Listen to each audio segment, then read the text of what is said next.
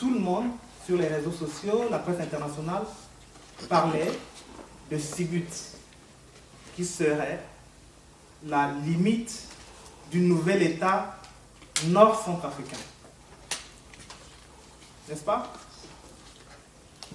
Il y a quelques semaines, un conseiller d'un président de la République de transition disait « Si ça ne marche pas, nous les musulmans, on rentre au nord, nous créons notre État, et les chrétiens seront au sud. » Il y a quelque temps, un chef d'État de transition disait « Si vous me demandez de démissionner, je m'en vais et vous subirez les conséquences. Il vaut mieux que je reste là pour qu'ensemble, nous gérons cette transition. »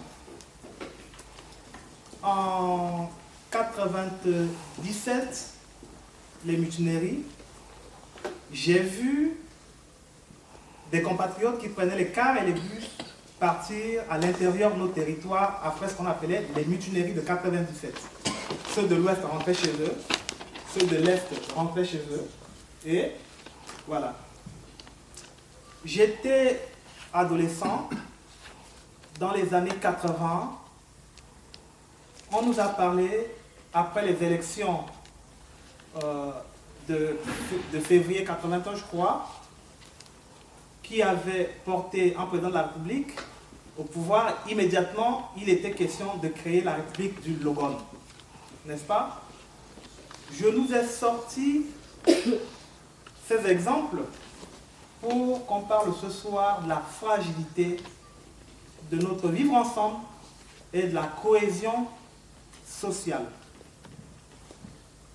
Quand on voit, et le professeur Carité est là, je ne vais pas m'aventurer sur le chemin historique ce soir, la République centrafricaine, avec cette sorte de mosaïque de peuples, aujourd'hui, a été progressivement formatée dans un cadre d'unité nationale par le colon, puis par le père fondateur de la République centrafricaine.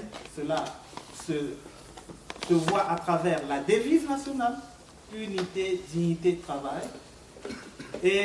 Mais n'oublions pas que la République centrafricaine est un État permanemment en création entre deux cultures complètement différentes, et il faut tout le temps le relever.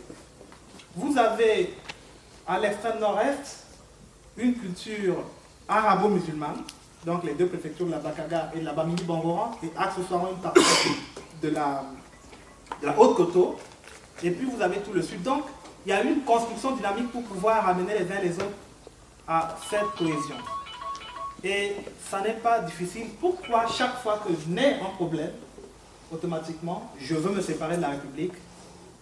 Parce que je ne retrouve plus mon compte dans la République. Ça veut dire qu'un ressort important est cassé. Le vivre ensemble, donc la nation ou la cohésion sociale, qui est fondée sur une tolérance de notre acceptation des différences, a vacillé. Alors, à partir de ce constat, que faut-il faire et comment le faire? À mon humble avis, le constat est là. Mais ça a été la conséquence d'une succession de limites et de déficits. Dans le passé, l'enfant appartenait à sa famille, au clan, au quartier, à la région, à la ville et au pays. Et pour nous qui avons eu une sorte d'éducation traditionnelle, chaque fois qu'il y avait un problème dans telle famille, un enfant qui était sermonné ici, chaque fois qu'il voulait trouver refuge ailleurs, automatiquement, il était repris par le voisinage qui participait à l'éducation. Progressivement, cette cohésion qui devait se faire normalement dans le cadre de la première échelle, le premier pan de la société qu'est la famille, aujourd'hui a connu un certain nombre de difficultés puisque la famille a vacillé.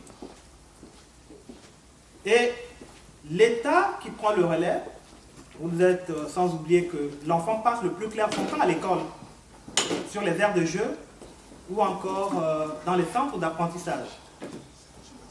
Et cela ne peut se faire qu'à travers l'école qui est le deuxième lieu de socialisation. Cette école, qui est une école républicaine également, a vacillé parce que l'État s'est effondré. Le système éducatif qui permettait cela s'est effondré. Et maintenant, quand on est face à ce genre de déficit, qu'est-ce qui reste? Les meilleurs lieux d'insertion, c'est soit la rue, avec toute la violence qu'elle comporte, soit les sectes, avec les manipulations et autres embrigadements qui vont avec. Et résultat, nous sommes dans un contexte délicat. Donc, après le que, c'est le comment faire. Le comment faire, pour moi, il passe nécessairement par la réappropriation du vivre ensemble dans le cadre d'un État.